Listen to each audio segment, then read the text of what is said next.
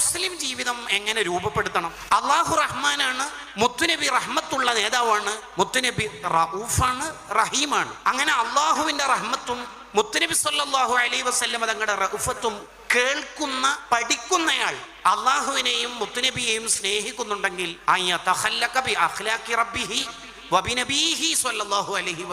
അങ്ങനെ മഹബത്തുള്ളവർക്ക് കരുണയുണ്ടാവണം എന്ന് തദ്കിറത്തുൽ മുഹിബ്ബീൻ വിശദീകരിക്കുന്നുണ്ട്.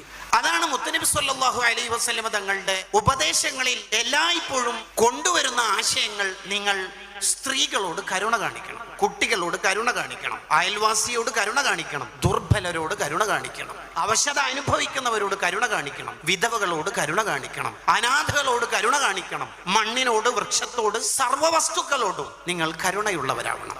അർറാഹിമൂന യർഹമുഹുമുർ റഹ്മാൻ. നബിയുർ റഹ്മയായ മുത്തുനബി റബ്ബുർ റഹ്മയായ അള്ളാഹുവിനെ പരിചയപ്പെടുത്തുന്നത് എങ്ങനെയാണ്? അർറാഹിമൂന യർഹമുഹുമുർ റഹ്മാൻ.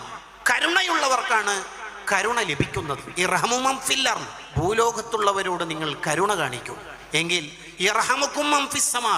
ആകാശത്തിന്റെ അധിപൻ നിങ്ങളോട് കരുണ കാണിക്കും. ഇതാണ് ഇസ്ലാം. മല്ലം യർഹം ലാ യുർഹം. കരുണയില്ലാത്തവന് അള്ളാഹുവിന്റെ കരുണ പ്രതീക്ഷിക്കേണ്ടതില്ല.